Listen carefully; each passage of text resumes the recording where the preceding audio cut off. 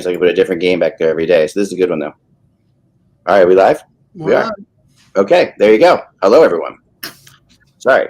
Yeah. All right. Anyway, hey, welcome. That was smooth. A lot to talk about today. I got a lot of things I want to get off my chest about last night's Flyers team. Oh yeah, so do I. Can I do that, please? We all will. I like the snarky text I get from Anthony late at night too. That was cool. You want to take shots at Marshawn, you best not miss. All right. You know where it was when I got that text? Would you like some I was at Gino's Steaks when I got that text. Of course, that's what I said on the text. Would you like some butter for that toast? I called it. At any rate, here's the pre-show. I was just over at Kevin Allen's, and he says hi to everybody. He did point out something that I didn't realize they were doing the way they're doing it for Detroit Tigers baseball. And it is truly annoying. He felt it was annoying. I feel it's annoying. You know, every once in a while you'll have on a player while the game's going on for like an interview. You know, you go for a few seconds. You know, you go for a minute, 2 minutes. Maybe you miss one batter, or maybe you don't hear announcing for one batter, and that's it, right? They are having players on for like 3 innings and not having any broadcast while that's going on. And these aren't gripping conversations. Like they were interviewing Mize from the Tigers, and he's like, yeah, they're a good team. Yeah, they're talented. Yeah, and it's like, and Kevin's right. It's like he didn't tune into the game to hear like a marginal interview of a player who doesn't really want to be interviewed. Some producer basically decided that this is a better call than Detroit Tiger than actually listen to play-by-play of a Detroit Tigers. Which isn't true, actually, because when I was watching with him, and I was probably talking a little bit over it, I'm sure. But I was watching it here, too. Not you. You. I'm just saying. But Kurt Gibson's on that broadcast, and I didn't realize, like, he has Parkinson's. You would never know, but he's battling it while he's doing the broadcast, and he's really insightful. Like, he actually talks about things that I don't hear in New York broadcasts. I don't hear him anywhere, just little minute baseball things that I really like. And Detroit's a great baseball city, right? So that's not surprising to me. But he can't be happy either when, you know, his counterpart is interviewing a guy like long form. So I really hope this doesn't happen in all sports, because once in a while, look, if you get a Jerry Seinfeld on and he wants to come up in the booth for an inning, I get it. But this is like players. Like I don't like it. Let me ask: is this them in the dugout or them? Yes, dugout. Okay, because them on the field, we've had that like in all-star games and things of that nature, and I absolutely hate that. No, but it's a guy sitting at the end of the dugout. He's just like, yeah, this is good. Yeah, that was a good hit. Yeah. Like that's basically what it is. Pass me the chewing tobacco and the bubble gum. Yeah. Well, there is no more chewing tobacco, Mike. Well, yes, there is, but it's just not in view of everybody. I'm sure they're doing it. I'm sure they're doing it in the locker room while they're playing cards, like Vince Coleman and Bobby Bonilla. Bobby Bonilla was the famous card player. Yes, they may still be doing it. I will tell you, I did see one play that you guys will appreciate. Nobody gets older quicker than baseball players. And Miguel Cabrera trying to tag up on a fly ball. You would think he was Babe Ruth at the age of 42, but he's only 37 years old, and he didn't even bother trying to slide, and it was like he was like twinkle toes. It was really embarrassing. Well, and again, he's only 37. Russ, here's a reference that you and I both can understand, and Ek would understand it as well, because we all play Stratomatic. I don't think Anthony ever did. Miguel Cabrera now is a 1-9 running guy. Oh yeah. Yes, he clearly is. You know, because like if Vince Coleman was 1-17, he's 1-9. He's at the opposite end of the spectrum. I think Miguel Cabrera is slower now than Greg Luzinski was when he was playing. Just to give Anthony an idea, some perspective. Yeah, and I'm going to throw this up for a second because that's not what I wanted. Hold on. Oh. There you go. This is what I wanted to say. Arthur. Nap. No, it's Timothy, you mean. Arthur. On the last show, you guys said Eck wasn't high on Gaudreau, but I'm fairly certain he picked him as a sleeper for the Art Ross, which I did. I went back and I looked at it yesterday. Okay, all right. So we were wrong about that, Mike. He was going to have a good year. I said that I thought he was going to be really excellent. So what this tells me is Eck, while he's doing the show, is signed in somewhere as Arthur Franco and is typing this. Are you saying Arthur Franco is ex-burner? Yes. I will say that X was my burner. That's what I thought. Timothy's wrong. Mike and I did the Rockology show like we've been doing. This was like episode 5. It's not because I'm bored in a hotel room. I do have interviews to conduct. I am going to games. Right. But this is like our 5th one. Get with it, man. Yeah. Right. We did the top 10 guitarists. We're going to do the top 10 bass players next. Eck, you couldn't be on the top 10 guitarists because we decided to delete you from that list. We're going to have you on for keyboardists because you are going to give us names of your friends for guitarists instead of having guys that really deserve to be on the list. And top 10 keyboard players. You are not all your credibility just there. See, top 10 keyboard players. You are not allowed to pick yourself. I would never pick myself. I'm a horrendous keyboard player. We appreciate what you do in the music industry and your talent. No. But your bias goes strong. After what you just said, no, you don't. One guy I said when you asked for top guitarist before was my guitarist in my band, who I am not the only one. Like he's been written up as he has been on the cover of GTR magazine. Man, this is not. I'm not talking about a guy who is like just my friend. They put a guitar player. This is a dual decision. This wasn't just me. Mike made this decision too. They put a magazine out for the Steve Howe and Steve Hackett band GTR. I'm just surprised at one thing that we've gotten this far into the pre-show and Russ hasn't flashed his New York Mets tattoo after their first win of the season. I don't need to. You know, the Philly media already decided the Mets sucked after one loss, and they're going to lose 2 out of 3, so I'm okay. No, they just think your manager is questionable. That's all. That is true. All right, we got to start. Let's go. Furious already. I'm just furious already. Haven't even started this. Mad as hell. Come on, let's go. And this is a perfect time for me to talk about last night's game. Here we go. What the frig is the date? It's April something. April 7th. All right, go with that. Yeah, I'll go with 7. Hello, Hockey World. It's Wednesday, April 7th, 2020. Wednesday.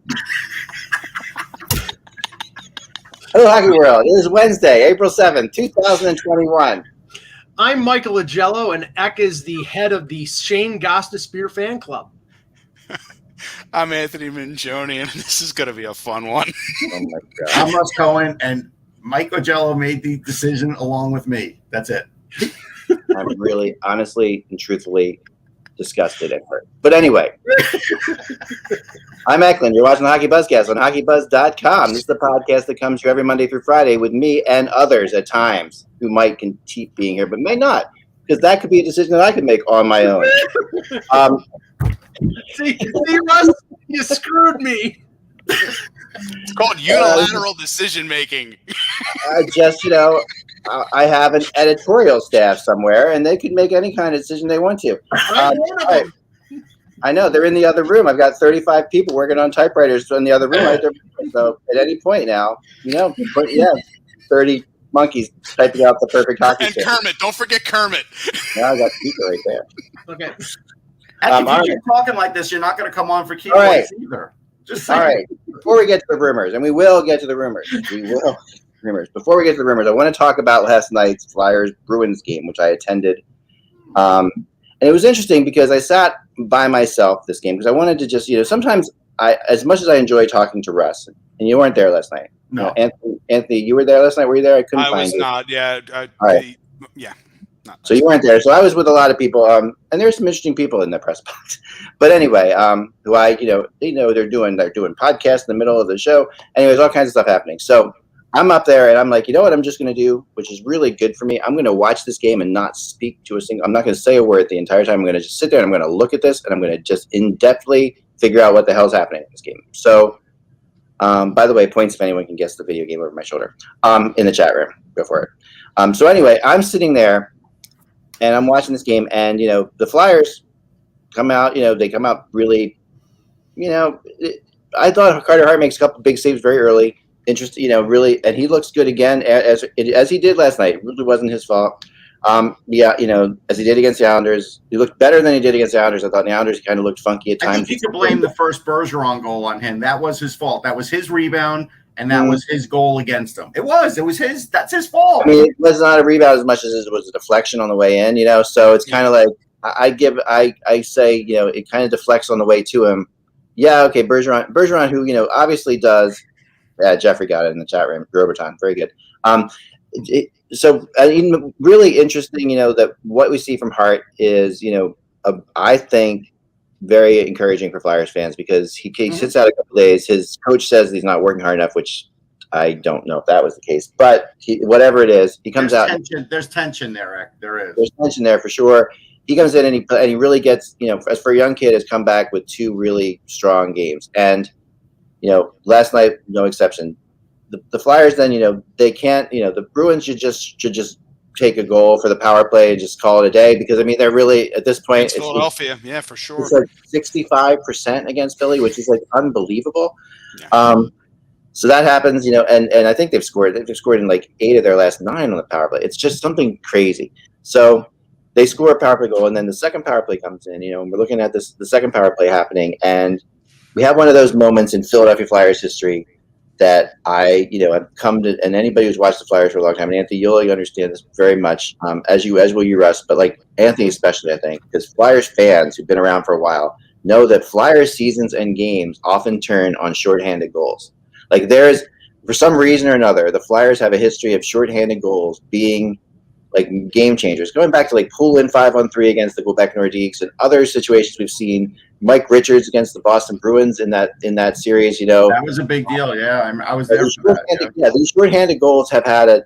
So last night, Boston Bruins, up 1-0 on their second power play, and the Flyers, Scott Lawton finds himself on a shorthanded breakaway. And I'm thinking to myself in this situation, I'm like, this is that moment. This is what we've seen before. He scores here. Instead he doesn't score, right? It was a great save. The goalie was very good.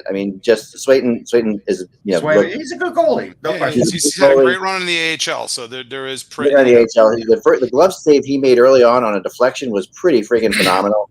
So anyway, he makes a big save. The other Flyer, I'm not sure who it is follows up Lawton on the shorthanded and gets also caught deep. So when Lawton misses that, we have a 4-on-2 the other direction, coming up, and which immediately turns into a goal. This is Bergeron's second goal, 2-0 Boston, and that in a way was like a feeling like the Flyers are done. Like that to me was like that was their moment. They had it. I've seen this before. They've had their moment, and that it's over. So yeah, at the end of the first period, and why I wrote that Marchand, Brad Marchand, when I text you guys that Brad Marchand was looking like he was frustrated, making stupid plays, and that when he goes downhill, you feel like he'll go downhill quickly. Was that he was taking some things that. He did something really dumb at the end of the first period that caused the whole Flyer bench to get up. He caused a fracas on purpose. He did. He did. And there's no reason to. But the Bruins are up 2-0. No reason to at all, right? But when he's feeling it, that's what there's something that occurred I will say this, that I think whatever happened at the end of Monday night's game was still on his mind. He was yapping pretty darn good after the OT goal. And I still think when they got up 2-0, he decided he wanted to say what he wanted to say. Since I'm the expert of viewing Brad Marchand, thank you. Watching Brad Marchand play, 4 times in the regular season, 7 games in the playoffs. He gets up in the morning, he breathes, and he's an a-hole. And that's what he is on the ice. He's always – and, you need those type of guys because Brendan Gallagher's the same type of guy. And no question. He makes the Bruins the Bruins. Like he and I thought there was a really good – I forget who did a recent interview, I think, with Andy Strickland. I'm trying to remember who was talking about comparing – Sean Avery and Brad Marchand, and how he thought that I think it was Brett Hull. Brett Hull. That's right, Brett Hull. And he said that Avery could have been Marchand figured it out and became a really good player, and Avery I think did he not. Will fall short. But they're very similar in terms of they will figure out ways to just get up. I think Marchand is better, in my opinion. He is better. He has more talent. He's better, but he also has the ability to pick his times better usually than Avery did. Yes. And what I saw last night was that not happening. So that's why I bring up, I'm like, he's picking weird times to do this. The Flyers, for whatever reason, come in the second period, with everything on the line, like they're shot out of a cannon. They have one of their best periods of the season, and they just dominate. 24 shots, score twice, connecting rings one right off the post. Could have easily been 3-2. Could have been 4-2 by the end of that period. Did you have a tweet last night, Ek? Did you tweet at all? I tweeted a couple things. Yes. Why? Well, because when Gostisbehere got that goal, right, Gostisbehere scores. Hold on, but I want to say this because they said it on the broadcast. That puck was going for Konechny, and he happened to take it and throw it in the net, and it was great that he scored that. I don't think it warranted that tweet. That's what I'm going to say. That's my statement. What that tweet was not about. It was not about Gostisbehere. My tweet was that Gostisbehere now has 3 times as many goals as Taylor Hall, and yet no one picked him up for free. My point was, I was understand this. Understand. Context, please. Mike, context for a second. My tweet before that was that I wasn't buying the Taylor Hall trade things intensifying. That, I really felt like there wasn't a whole lot of market for him. And, they were trying. I got so many people, like sources that I trust, some of them, telling me, really picking up for Taylor Hall. They kept him out tonight, really picking up.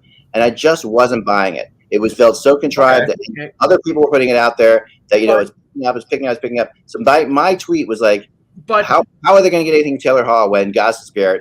It was obviously. But the reason, if you see the red spot on my head here, it's because I was headbutting myself against the wall after reading that tweet. Because the reason that Gostisbehere didn't get picked up is because he's got 2 years left in his contract, and at best he's an average defenseman. He's making $4.5 million a year. You put Taylor Hall on waivers right now, and somebody is claiming him. I'll tell you that right now. He's a rental. Yeah, he's a rental. All right, I am not. Again, it really was. It was in follow up. I know. I'm not saying that Gostisbehere is a better player or worth more than Taylor Hall. I know you're not. I'm not saying. I'm just simply saying that how can Taylor Hall be worth much? But it's comparing apples to watermelons. Really, it is. Because I do think the Flyers were idiotic for putting Gostisbehere on waivers. I do think that he is better than the Flyers. Why would you say that that's idiotic? They knew they knew he wasn't going to get taken. Exactly. They hoped he wasn't going to get taken. I mean, that was not. I talked to somebody, another GM today. Another GM said the same thing with me today. And this is the guy out in the West. He's like, we thought about it, and a couple teams thought about it. Then why didn't he take them? But you know what? They could talk. It's called talk. Correct. I know. That's talk. I know, but it wasn't a sure thing. They didn't get 30 people, 30 other or 29 or 30 other teams, approval before they did it. They didn't know. One. It's talk is cheap. I want to respond to this, Johnny. Who would claim Taylor Hall for $8 million? A team that's got $8 million in cap space. It's also prorated at this point now, right? correct? But what I'm saying, Anthony, is if there's say a team like Ottawa or New Jersey who has cap space, they would claim Taylor Hall and they would retain half the salary and they'd get a first round pick and something. Okay, that's true. I'm not saying that no one would pick up Taylor Hall on waivers. I'm just simply saying that to sit there and say that the Taylor Hall trade talk is intensifying right now, I think is irresponsible by the insiders that are putting it out there because it's really not. Well, it's really not. Like I have contacts in Buffalo, and I know that this was done. They held him out. This is in a way, and I was on the show with Laidlaw and Kevin Allen this morning to talk about this, and Laidlaw agreed with me. It's a bit of a rookie mistake by Adams to do this. Because he's calling people bluff, and people know that there's no market for Taylor Hall. Doesn't give him anything. I'll say this: if they sat him out against New Jersey, now I think it's incumbent upon Adams to continue to sit him out until they trade him. Because all of a sudden, if they put him back in the lineup, then he's almost admitting that there isn't a lot of talk. He's got to stay. He's got to keep. Oh no! Now you have to. You're absolutely 100% right, and that you have to do that. But at the same time, that you also have to trade him now. So at some point now, you're going to have to friggin' trade him. And if you get a really terrible offer for him, it's like, and that's what you have to do. Then you have to move him. And to me, I'd rather if the offer is so low, that's like say a third or fourth round draft pick for the guy. It's like I'd rather sit there and try to friggin' convince him over the summer to stay. Oh my God! Because because the marketplace is not going to be all that great for him out there as a UFA either. I mean, there are teams I think that will go for it, and I think there are places where you can go. But at what price? $5 million? $9 million. Darren Ferris, who is his agent, will make sure that that 30 teams are in the bidding for Taylor Hall before they go back to Buffalo if they don't trade him before the deadline because they want to be traded because they know his value will be nothing next year in free agency because he scored 2 goals in Buffalo. The only way he gets a new contract and a good contract is if he goes someplace before the playoffs and shows that he's better than he is shown in Buffalo. That's the only way. That's the worst scenario. But if I'm Buffalo, I'm not giving him that. I'm not just handing that to him. Like if they're not giving me anything, I'm not just going to make Taylor Hall's life better. He's an asset. He's not done anything for us. He's an asset. That's what he can do for you. Yeah. Right now, what for what? Like a 3rd round pick? No, I think he's getting more than the 3rd round pick. Yeah, I think they can get at least a 2nd round pick and maybe a conditional 1. Right. But that's about it. But or they could be looking at a pair of twos. That was the other possibility there. It was reminded me the other day that you can no longer do the conditional if the guy signs, which is true. I made that mistake the other day, and that was taken out of the whole CBA. Well, I think contending teams are looking at him purely as a rental. So the conditional is based on how far they go in the playoffs. Yeah, that condition I could buy. Yeah. Okay. Here. Let me before we and then I want to get off the Flyers, but I have a couple more little quick things. All right. So here's the other thing about this game. Okay. Like I say, an incredible second period. Coming out of the 3rd period, the Flyers had the Bruins on their heels. Charlie McAvoy not playing, obviously affecting the Bruins defense. The defense is skitterish. They're making mistakes. The Flyers have them on their heels, and they have their season. Perhaps a little bit of hope, a little more hope in their season. And for whatever reason, the Flyers come out in the 3rd period, and and I'm told that Alain Vigneault says, "Let's not make any mistakes. Let's not make any mistakes in the 3rd period." And to me, that concept of playing not to lose against the Bruins in that situation plays right into the Bruins' hands. The Bruins sit there and they say, the Bruins are like, "We'll take the tie. We'll take the 1 point. We'll even give you the win in the overtime. We're on the road. We don't care. We're already ahead. We got games in hand." The Flyers came out and had 2 shots or 4 shots or whatever it was in the 3rd period last night. And what was the most pathetic? Like, absolutely. I got the feeling as watching that game from here. I felt like there was a really heavy energy expenditure in that 2nd period by the Flyers. Yeah, I felt like they and I was concerned if they didn't get that 3rd goal in the 2nd period, that the Bruins, who basically were playing rope-a-dope in the 2nd period, were gonna be able to pretty much do it. And they give the Bruins credit as well for also solidifying defensively. They looked very scattershot, and despite the personnel issue, they did a good job of tightening things up there in the 3rd period.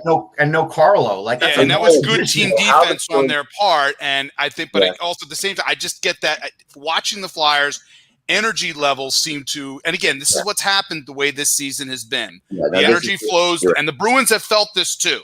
The Bruins have felt the exact same way at times. Every team has the ebb and flow of the game. Every team has when you're playing this many games. It's hard to you're not there. No one has any time off. Everyone's exhausted. But it's also a dig deep here. But again, at the same time, even if your energy's down, you got it. It's at this point of the season, it's dig deep time. It's whatever you got. We can count on one hand the full 60 effort that we've got on the Flyers this year in games. I mean, Giroux has talked about it 1,000 times. We didn't play 60. 40-some shots, Giroux 0 last night. Okay, so that to me is kind of crazy. The Flyers were being carried by the Travises. It was Konechny and Sanheim that basically were carrying them last night. And as I'm watching this thing, Konechny's doing this thing that he does when he's fired up, and that's he throws laser beam passes at guys like he did, which is it's just okay, but it also catches guys off guard because his passes are just ridiculous. Like when you don't have to be, he's throwing these passes that are very difficult to handle because they're so friggin' hard. Konechny has this when he gets his energy going and he just does that. You can see it, and that cost the Flyers the game because. And on the final goal of the game for Brad Marchand and on the breakout of the 2-on-1 shorthanded by the Bruins, the opposite, the turn of the tables type thing. The Flyers have a pass. They have a pass right across to a guy who's wide open. I'm not sure who it was. but the pass is, and that guy's a tap in. The pass is way too hard. But let me put the cherry on top of the sundae, and then we can move on to the room. I got one more thing, Mike, and then you do it. Go ahead. Here's my final thing. Okay, my final thing is this: 1:58 to go. You pull your goalie. You call a timeout. Players go over to the bench. Mm-hmm. Michelle, gather around the stage. Michel Therrien. Okay, who's sitting there? And he's right there, and he's sitting there, and he's talking to them. And while Alain Vigneault, with the season on the line, is socially distanced away, staring blankly into the air. But he never gets involved in that. Yeah. All right, he never does. But in this situation, what's more important? You're Therrien with a friggin' pad, drawing out a play and this is what Laidlaw agreed with me completely. He's like, as a player, he's like, you don't need to draw something in that. We know what to do, right? Or Vigneault. Well, if you're struggling defensively as they were doing at that point of the game, you might need to draw up something that you've noticed. So I'm not going to get on Therrien for doing that because they were frustrated. How the hell is Vigneault not a part of that moment? Like, to me, I'm just looking at that. I'm like, this is so basically you're telling me that Vigneault. These are moments we see in a lot of games. I know. That's why I'm not going to get on Vigneault about that, is because we've seen that where if one of the coaches has the floor, they let them have the floor. But you can't. What's he going to say in that circumstance? You can't submarine the coaching dynamic of a team because you're at a situation where it's an important part of when Claude Julien was the head coach of the Canadiens and they were pulling the goalie. Kirk Muller was the one doing the stuff on the pad. It wasn't Claude Julien. They always delegate to an assistant coach. No, I've seen both. Okay, I've seen both situations. I've seen them go I've seen a head coach. I know. Also, you're not the biggest Alain Vigneault fan. I know. No. I'm okay. No, he's not the biggest Michel Therrien fan. Neither. But Therrien, who's strength has been getting teams to play defensively, and he's running the fire. That was an issue. Anyway, that's all I have to say. Let me put the cherry on top of the sundae here. Right now, after last night, after the Rangers destroyed the Penguins and the Flyers lose to the Bruins, they have the exact record: 18-15-5, 41 points. Both of them are 5 points behind the Bruins. The Bruins have 2 games in hand. If you're going to pick one of those two teams that could challenge for a playoff spot, it's not the Flyers. No, it's the Rangers. The Rangers are plus 22. But I don't think either of them makes it, but I agree with you. Flyers are the minus on the Flyers is just about what the minus on the New Jersey Devils is. It's pretty much the listen, the month of March was horrendous. It just everything collapsed. I mean, it was literally like falling from the Empire State Building. But I hate to break it to it's those top 4. They're not catching the Bruins. They're not catching the Penguins. Neither one of them are. I am not convinced the Rangers won't catch the Penguins. I'm going to tell you this right, and I know they beat them last night, but I'm not convinced. I think the Penguins are the team. The Penguins have looked horrendous lately. The Penguins go hot and cold, and when they go cold big. And they're going to have to lose 6 straight. And they have a bunch of games against Buffalo and a bunch of games against New Jersey. 50 points. They're going to have to lose 5 in a row. I think Pittsburgh is probably to make it. I mean, I think honestly, do believe the top 4 is Pittsburgh as of last night is set. Pittsburgh has got 17 games left. They'll probably have to go 3-14 for them to not make the playoffs. No, if they went, I looked at it. We looked at it earlier. I looked at it with Kevin actually. It was 13-5. Kevin told me. Right. If the Penguins go 5-5, the Rangers have to go 13-5. That's not, or if the Penguins go 500, the Rangers have to go 13-5. Right. That's not crazy. It's not crazy, but it's unlikely. The Rangers going. I don't see the Penguins going 500. That would be good for the Penguins the way they're playing right now. I'm not saying the Penguins are even going to go 500. All right. Here's one thing. You know why the Penguins will go 500 at least? Because they have the second best home record in the East. They only have 3 losses at home. They're terrible on the road. I know. And Jari came back last night, so he didn't play well, but he came back. So he's back. That's fine. And Hextall and Burke are probably going to make a move before the deadline because everybody's looking for a goalie. They're looking. Matt Kalman just wrote that the Bruins are looking. Everybody's looking, but like Anthony said, until you actually get one or until you actually do something. Washington, Colorado, Pittsburgh, Boston. Yeah, no, there's a ton of people looking at those, which is why you hear the Dredger, rumors out of Florida, because he's like, but there's a guy, who's a UFA at the end of the year, who is like, they might not be able to keep, but the Florida Panthers aren't going to move him. They're just not going to move him. It's like not while they're going the way they're going. No, and he's the reason. I mean, if you watched last night's game, and I came back and I watched 2 games last night before I went to bed. I was so freaking angry. I just stayed up and watched games all night. I was watching games too. That cheesesteak didn't like burn up some of that energy yet? No. None of the 5 that I picked up burned up anything. 5. I picked up 5. Yeah, I just think it was great that's exactly what I texted. That's exactly where he was, and he was there. No, when you're angry, it's comfort food, my friend. My wife, I know. I was like, you know what? At least I'm gonna go home with them cheesesteaks in my car. All right, so that was my thought of that process. I'm like, nothing else. I was gonna get 4, but my wife, who doesn't eat meat, loves hot sauce, and they like, you buy 5 cheesesteaks, get the new Geno's hot sauce. I'm like, all right, I'll do that. All right. So anyway, I'm just praying right now that I'm not looking in the chat room right now, but I'm waiting for the cheesesteak argument to happen. Yeah, I thought about it. I can't do it. I want to go to Pat's. No Swiss cheese. All right. So here's the thing. So I come home and I watch 2 games. I watched the Rangers Penguins game, and Adam Fox is just he's hot. He's 11 he's points. a Norris candidate. I mean, he's a Norris Trophy candidate. It's hard to imagine, but it's true. Yeah, he won't win it, but he'll be in the conversation. You know what I said here? End of the day, this is the difference that I said to Mike of what the Rangers and Flyers are. Right now, Fox and Keandre Miller are better than any 2 defensemen on the Flyers. That's really why they're getting fueled the way they are. And I'll tell playing better. I would agree. They're playing better. That's what I mean. I'll tell you something right now, because they're going to buy out D'Angelo in the summer, and Brendan Smith's contract drops off. He'll get traded.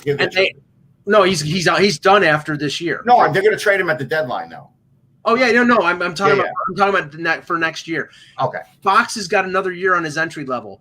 Jeff Gordon better go out and sign him to an extension now, and give him as much of Smith and D'Angelo's money. Sign him for 7.5, whatever. If you think he's for real, get him signed. Because if he puts up another year like this, they're going to be paying him more than they're paying Trouba right now. Right. That's true. And Trouba's got back very strong too. And the other game I watched was Carolina, Florida, and in that game, just like Bobrovsky blows that game for the Panthers, and it's fascinating. So you're sitting there, I'm sitting there. Yeah, that he's not their goalie for the playoffs. I mean, no way. There's not a chance. I think he gets game 1, and if he blows game 1, he never plays again. That's what I think happens. 10 million reasons. 10 million reasons. I don't think so. I do not see Quenneville doing it, because I mean the difference. No, I agree with you. I think he's good. No, I don't think Quenneville cares. I think Quenneville will go. I don't think he gets game 1. I mean that is not Zito or Quenneville's signing. You know what I mean?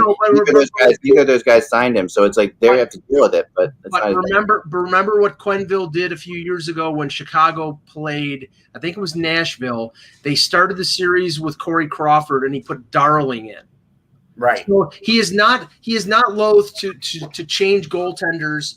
Yeah, but Crawford had won. I mean, it's the playoffs too. Perform again in the mic. Crawford had won for him. Crawford had won for him before. It's like that's a different thing. I mean, but if he's going to pull Crawford for Scott Darling because Crawford's not playing, I don't think he's going to hesitate to pull Bobrovsky because Bobrovsky is playing like crap. But there's something that happened in that Florida game that is Pete Quenneville, and that is playing Kierstad like only 10 shifts. And that is basically Quenneville's way of telling Zito, get me a defenseman, or this will keep happening for the guy you just signed. That's how he does it. You've got the best record. The handle, as I called it last night. Yeah, you've got the best record in the league. You're without Aaron Ekblad for the rest of the year. Your number 1 defenseman is Yandel, and you have the unmitigated gall to bench him in the 3rd period. My God, I mean Quenneville. My God. But he's making a point. He made it a point of shortening the bench for those 2 players. Yeah. To basically prove to the GM, you've got to go get me a good defenseman, or we're not going anywhere. And Zito's going to have to do it. He has no choice. I think he will have to do it. I mean, it's the thing about is people say, oh, he's replaceable. You're replaceable. You can't replace Ekblad. You're not trying to replace Ekblad. You're trying to replace whoever you're using. You're going to try to replace whoever you're using right now that's replacing Ekblad. You're not trying to replace Ekblad. It's honestly, at the end of the day, it's the minutes. It's how Ekblad is used. It has to be done by committee. You do have to acquire someone. Russ, but to handle a chunk of those minutes and then distribute it otherwise. Russ, maybe they'll go out and trade. I think a guy like Goligoski is a possibility for them. Sure. Savard, Goligoski, it has to be. I think they would want a veteran. Maybe they'll go out and trade for Brian Boyle. I think Savard is going to be too expensive for them because they don't really have the assets prospect-wise to do good. Their prospects are playing for them. They need. Yeah, they do. Look, if they trade Owen Tippett, they can do it. But they won't. But he's playing. I know. So. And they're not going to trade. They're not going to trade Denisenko, and they're not trading Lundell either. So they're not trading. I mean, admittedly, I think they would tell you that they're ahead of schedule right now, and they know that. And they're not this good, so they're really be a bubble that pops next season too. Right, and if you get rid of some of those guys in this particular environment. Yeah, and you have to consider that you're going to come up against the brick wall known as Tampa. Right. So, but they're a flawed team too right now. Tampa, like last night, didn't look at Tampa. Like you said yesterday, there's no motivation there. I know. There's no motivation there when May 11th or whenever the end of the regular season comes up, and all of a sudden Kucherov steps in the locker room. But we also know Tampa has made the mistake of being on cruise control. Right. Yes, they have. They have to guard against that. Yeah, and this is if they end up playing Florida, which is possible because Carolina could win that division. I think it'll be a tough. I wouldn't say that would be a short series. I think that would be I agree. It would be a great series, I think. And you have in that situation you have who knows? I mean, you have would that be the first time the Lightning and the Panthers would be facing the playoffs ever? Isn't that crazy? I mean, they've been around longer. So let me go to a couple trades there. So Sam Bennett rumors. Okay. We talk about Calgary and what's happening there, and the first guy that really is coming up in the Calgary selling is Sam Bennett, and it really looks overwhelmingly like he's going to end up on the Pittsburgh Penguins. We're talking to people like that's where he's going to play. That's where he's going to end up. Burke, was part of bringing him to Calgary in the first place, drafting him. And then Pittsburgh, this is the kind of guy that they need. Thoughts? I think it's possible. Yeah, I think it's possible because of Burke. I know that Burke likes him, but I think there are more teams out there besides Pittsburgh. I think they can generate. I think Calgary can generate a little bit of a market here for him. I do. How expansive that market will be is a question. If Pittsburgh coming in, with something pretty like if you're offering, say, Pettersson or somebody like that. Yeah, it would have to be a player for him because that's the only way. It'd have to be a player. If it was a Pettersson, I'm just checking. I'm just checking Pittsburgh's situation against the cap, and the thing that I believe that Malkin is. I don't think he's on LTIR yet, or so I think he's just on regular injured reserve.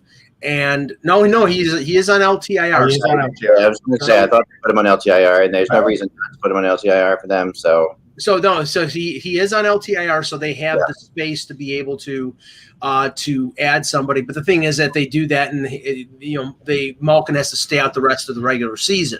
Right. If they add significant salary, so which could be Harry. I don't think they want to commit to that. Right. So it's Zucker's better without him. Right, but what they have, they played a lot better without him. But still, they don't want to commit to having to sit him out the rest. You don't want that. If he's ready to go, he's ready to go. I agree, but I've heard it's not an injury that it's an injury that he could play with, but it's definitely an injury that he could very easily justify being on LTIR. So it's one of those situations where the Malcolm you're going to get is not the Malcolm that you want. And there are different Malcolms we've seen in the past. You can put Malcolm in there and he can be just average at times. I'm just going to answer this for the chat room. Nobody is going to take Tony DeAngelo. They all had their chance. Nobody wanted him. Nobody wants him. Yeah. I know. I completely agree. So that's one. Another one is this. So the Islanders, we all know are going after Palmieri. We've talked about it a ton. It's out there. It's obvious.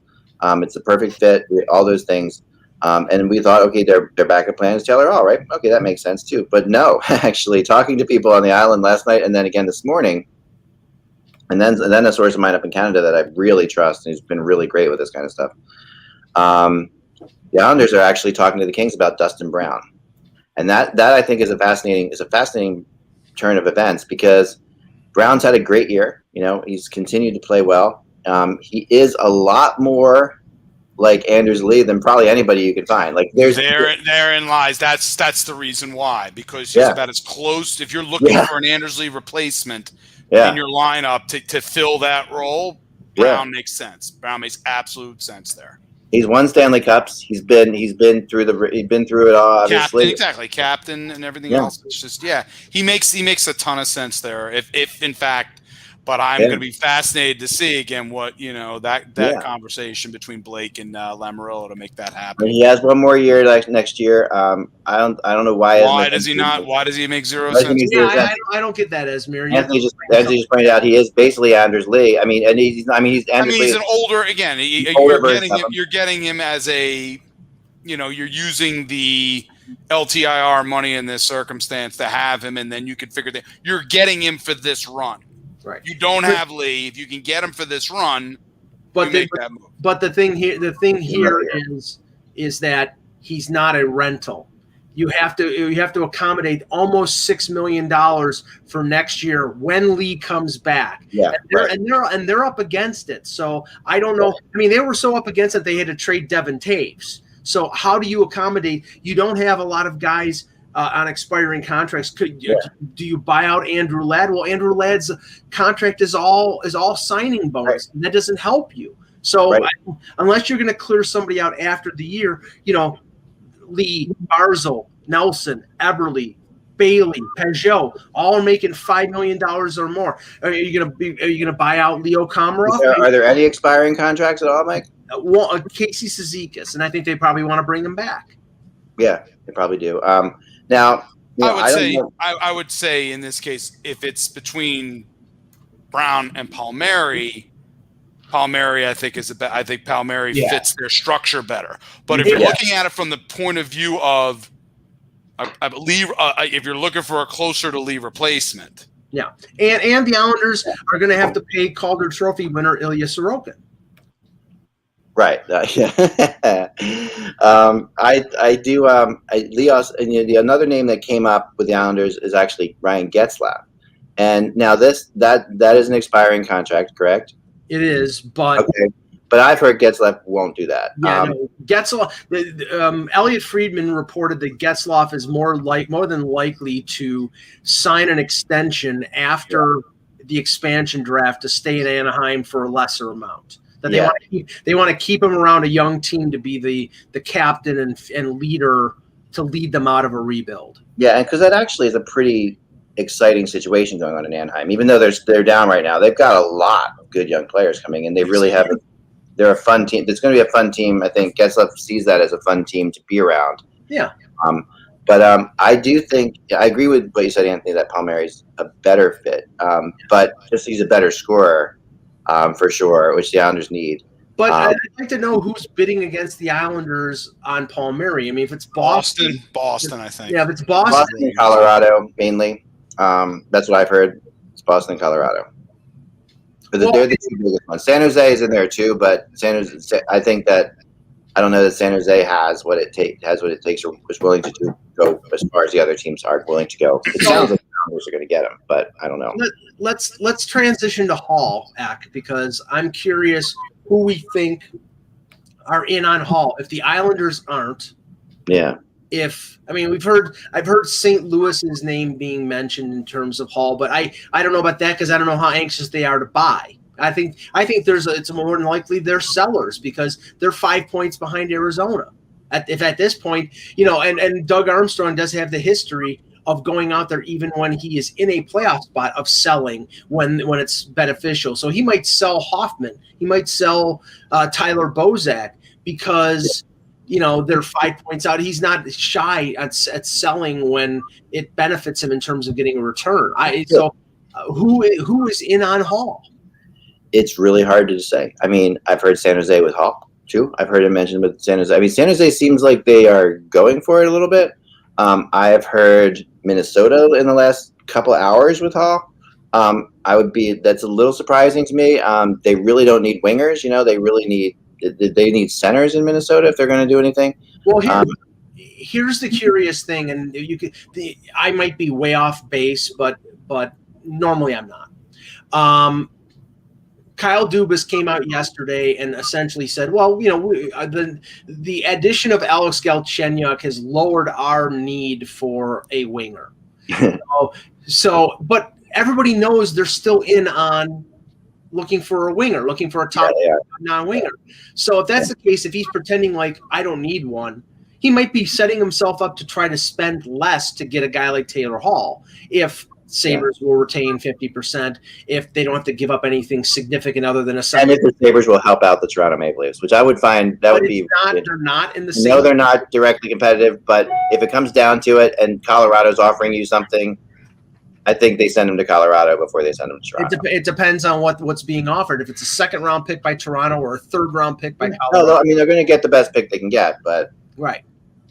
I mean, I do not think that's a good idea for the Maple Leafs. I mean, there's no doubt Toronto would give a second. They gave a second for Thomas Plekanec, so there he goes. No, that was There he goes. That was Lou Lamoriello. That was not Dubas, right? Obviously, that was Lamoriello. So to me, I think I think the place that feels most likely is Colorado. Honestly, like if I was to put, and because for Hall. Because Hall does have a little bit of say in this. He does have a no movement clause. He can sit there and dictate this to a degree. I mean, he said he's open because when they said, "Are you willing to go somewhere?" He's open to listening, is what he said. He wasn't like trade me anywhere. Yeah, which means get me the hell out of here. He didn't say I'll go anywhere. He said he did hedge his bet a little bit. And the other team I would say with him, like I've said before, Calgary, if they want to try to bring him in there and sign him right away, or Edmonton. And I think Edmonton. I think he makes sense at Edmonton. I think that he loved it there. McDavid liked Hall. McDavid liked Taylor Hall a lot. And would not have a problem, putting him on the wing there. And if Hall wants to revitalize his career, he's gonna go Colorado, Edmonton, someplace like that. Russ, in both those situations, in Colorado and in Edmonton, if I'm Kevin Adams, I'm saying screw the first round pick. I want Connor Timmins. Right, I want a player. And I want Broberg or somebody. Yeah. I want something that is close to being in the NHL. Something tangible. Something tangible. Yeah, I don't disagree with that. But also they're going to say the same to Toronto. They're going to want something tangible there too. I think they're going to want Timothy Liljegren probably. Right. Taylor Hall would go to Colorado. Taylor Hall will go anywhere. He'll go to the moon to get out. I think he's going to. I don't know if he'll go anywhere. The Blue Jackets were done anyhow. Who cares? The Blue Jackets are in on Sam Bennett too. I want to throw that out there for what it's worth. Like they also have. Well, because he's retainable. That's why. Right. Retainable. He's a center. They desperately need centers. Now the other word, Blake Wheeler out indefinitely with concussion symptoms. That's a tough one, obviously. The other name that I had to throw out there was. I do want to mention one thing, just because we mentioned Columbus. This is a message for Bruce Bennett. I hope he is there for the last game of Torts when he hangs up that sweater shirt and he could take a picture of that. I would like to see that. That's pretty good. Bruce Bennett. Yep. Formerly on the show. All right. So the Flyers and Mark Stahl. Okay, just to throw this out there. I don't know that they're buyers, but can I ask why? Why? First of all, it's like a third round draft pick. And really, honestly, it's not. I'll keep the third round draft pick. This is no slight on Mark Stahl. This is just me saying he's only going to help you around the net late in periods. He's not going to really help you otherwise. It wouldn't surprise. Listen, I'll put it this way: would it surprise me to see the Flyers making that move, considering what other alternatives there are if they're trying to add a veteran player in this circumstance who is very familiar, obviously, with Alain Vigneault's systems? Yep. It would not surprise me at all if the Flyers did it. I'd have to take a look again at their draft pick cachet, but again, it's for a wing and a prayer on a play, that you're hoping you're going to somehow, some way make the playoffs, and the next 2 games are going to determine if you're still, if you even have a shadow of a doubt. I believe that if they get Mark Stahl, it happens today or tomorrow or today. Yeah, actually. I can see that, but we also have to remember that Chuck Fletcher is under pressure to do something because he hasn't done anything. So he might do this to do something too. He might, and that gets things again. He addresses his defense. Yeah. How well he's addressing the defense is a question here. I don't know. That's not happening. Yeah. I don't know how acquiring Mark Stahl. No, well, again, if you're going a defenseman in this circumstance, if you're looking for the big move, it will be the offseason for Philadelphia. I don't think they're in. Yeah, the big move's probably not happening. I'm with Ant on that. Talking to Kevin about this, because Kevin brought it up to me. He's heard it also out of Detroit. It's something that Yzerman actually has come out and said to people that he really just been really pleasantly surprised by Mark Stahl. He likes Mark Stahl. He thinks Mark Stahl competes. He's a great guy. He's also trying to maximize his grade value. But I love Mark Stahl. He's so great. All that stuff, yeah. So there you go. I mean, now, that's Frank in the chat here. Does Montreal do something now if Gallagher goes on LTIR? He broke his thumb in the last game against Edmonton. He's out 6 weeks, which just happens to coincide with the end of the regular season. Right, it's not a big deal. What a shot! So yeah, I think. On that. I don't know. No, I think they'll put him on LTIR, and I think Bergevin. No, you think he's? No, I know he's going to go on LTIR. No, he's going to go on LTIR. The question is he going to be acquiring somebody prior? Yeah. How do you know Mark Bergevin is lying? His lips are moving. Yeah, they only have 100,000. Most general managers, that's true of though. They only have 100,000 in cap space, so this does give them the opportunity to make a move and then put Gallagher back in the playoffs when nobody has a salary. So it does give him an opportunity to do that. So he is going to probably explore that. I'll give you a name that I heard. Where is it? I got it right here because I heard about this today, and it just losing my mind here. But this was an interesting name.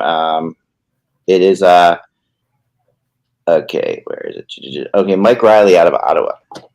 Yeah, Mike Riley. I could see going somewhere. That's a name I heard tied into Montreal. And I think he was in Montreal before, right? He was in Montreal before. Yeah, yep. I mean, he only makes 800,000, I believe. No, 1.5. Sorry, 1.5. I was told that if they don't extend him by the deadline, he will be traded. Yeah, they're not extending him. No, let's be real. Now, what they're hoping for is to get him on a friendly deal. Which if he thinks he's going to get any like a defenseman who can barely move gets $2 million, so he probably get more than that. Right. What did Borieski make? I mean, he was getting like 1.2 $2 million. $2 million from that. Well, he did. To be fair, he did podcasts for them too. So. Half of that was about Lawton was for interviews, Russ. Half of it was for interviews. It was, yeah. There's a lot of people asking about Lawton. Yes. We have to touch that. We have to touch on that one. Here's one of them. Do I think Lawton will be moved, and for what? My answer is no. I don't think. I'm doubtful on them moving Lawton unless they get absolutely just surprised by the offer and can't not make the move. That being said, do I think there is replaceability in the system for Lawton? The answer is yes, I do. I just don't know if they're necessarily ready to do that. Raffle, on the other hand, is a player I'm kind of wondering about at this point. That's a good one. That's a good one because Raffle I think will get traded. I think with Lawton, and they have to figure out make sure Morgan Frost is really healthy when they do that. Precisely, yeah, before they would make that move. So I don't think unless they get. And again, we have said before, I know it's easy to say to put things into a buyers and sellers. You can do kind of both. Yeah, you can. Especially if you're looking at a potential long-term buy. Again, but Stahl wouldn't qualify. No. And again, in this circumstance, we'll need to see where all that goes. But I think Lawton is. I'm going to say no on Lawton. Raffle possible. Yeah. I think the interesting thing here is, and obviously I'm focused on Toronto, where everything has been very cagey when it comes to the health of Frederik Andersen and what's going on with him, to the point, to the point that I mean, I know for a fact this year when players have been injured, they're very specific. Wayne Simmons broke his wrist; he's going to be out 6 weeks. Joe Thornton has a cracked rib; he's going to be out for 4 weeks. They're very specific on time frames. And with Anderson, it's like, well, it's a lower body injury and it's day to day, but he's been out since March the 20th. I think it's about a 50-50 proposition that they go out for a goaltender, and by the deadline, Frederik Andersen finds his way on LTIR. And if that happens, he's done for the regular season, and they're going out to trade for a goaltender. But they're not going to make that move until they know for certain what's going on with Anderson and whether he can be back or not.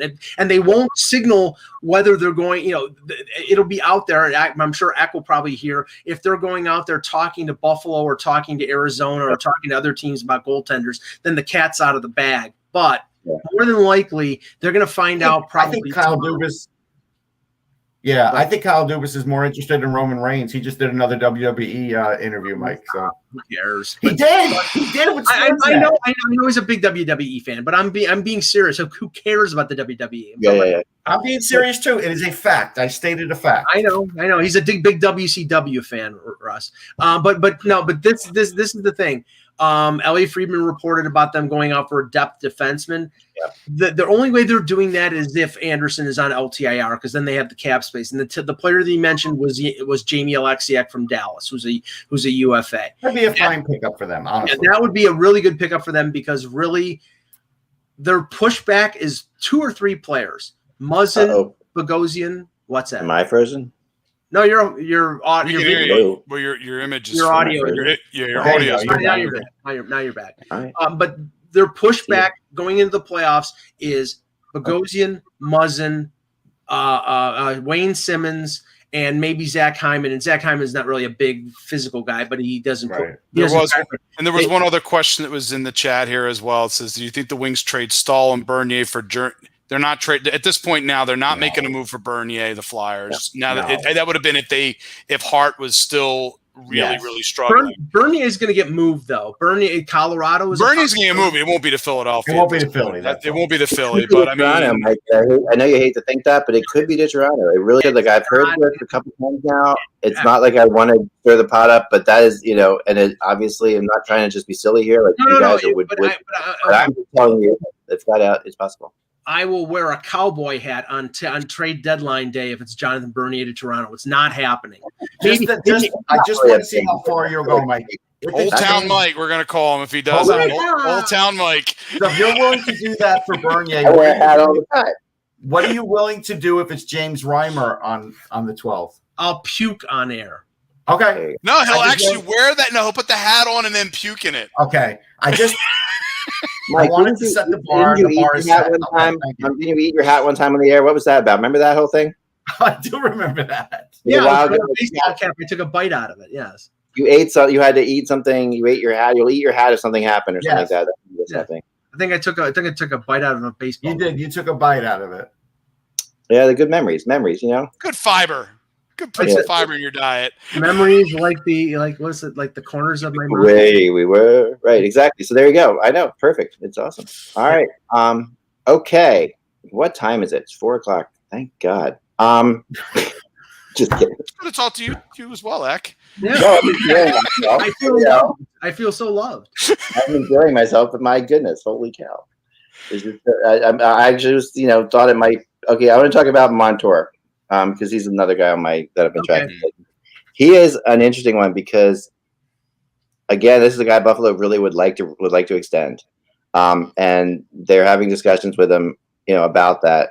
So I think this is going to go down to the last minute. I think that they will try their best to keep him, but if not, he's out there. And this is a guy again. I don't think they would help out Toronto, but if you're looking for a depth defenseman, I mean, Toronto has got enough of his type of defenseman, so I don't think that they're going to go that way. He really is like an offensive defenseman purely. But he is. I mean, okay, I think he'll attract a lot of attention. He's right-handed. He can skate. He's got good offensive ability. I think he's the plan B or plan C for teams that strike out on David Savard. Now, he's not the same type of defenseman as David Savard, but I think he can play 17, 18 minutes a game, play on your second pair. I mean, I can see why Buffalo wants to re-sign him because they're probably going to end up trading Ristolainen in the season. Boy, how many times have we heard that? But they need defensemen. They're probably going to lose either Jake McCabe in free agency or Montour. So their defense is going to be shorthanded next year. McCabe's had so many injuries.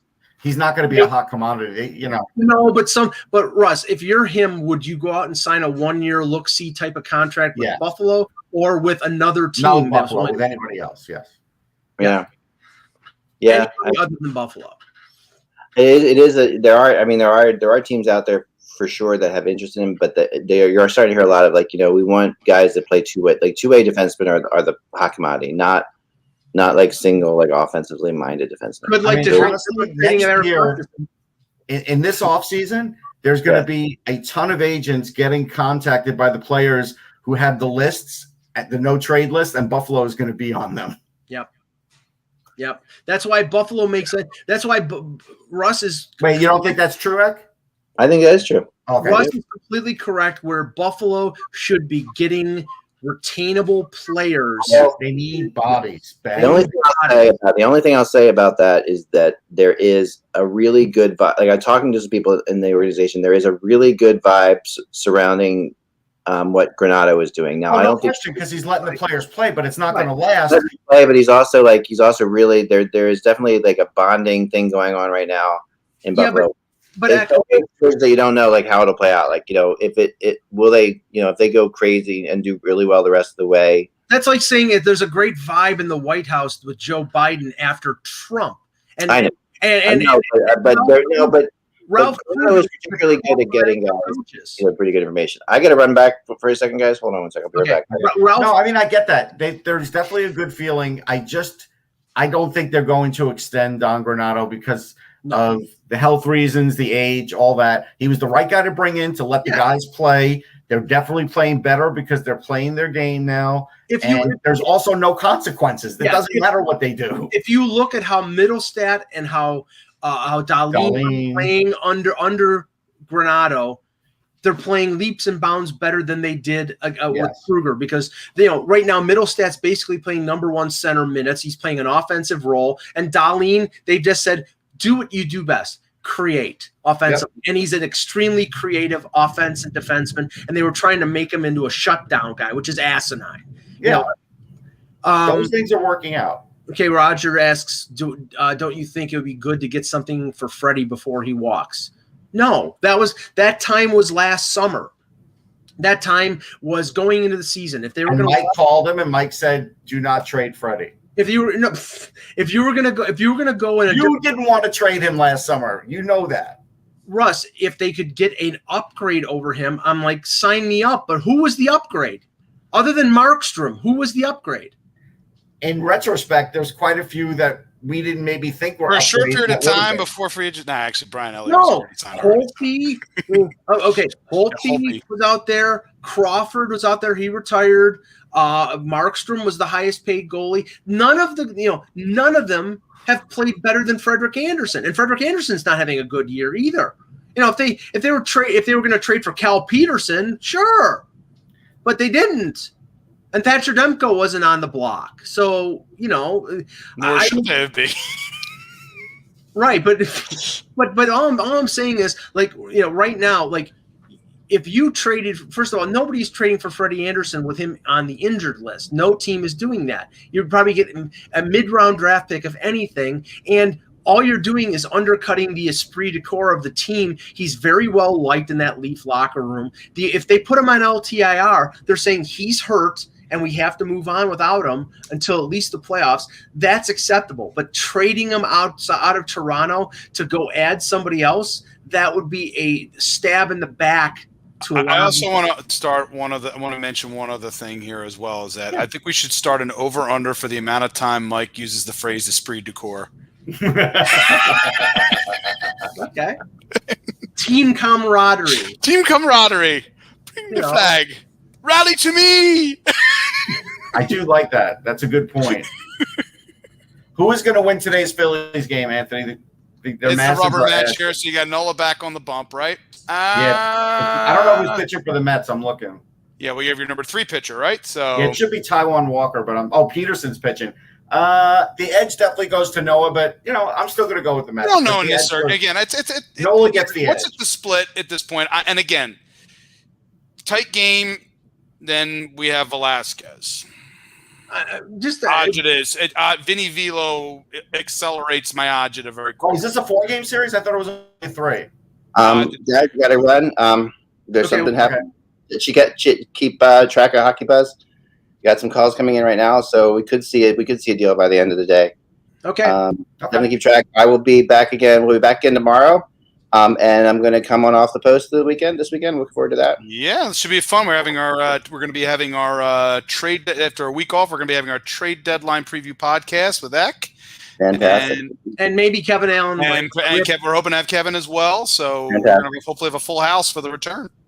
Awesome. That sounds great. I love it. All right, guys. Well, that's all we got for today. But thanks again, and thanks Anthony for joining in on the thrashing of me this morning. Remember, without the buzz, it is just hockey. We will talk to you all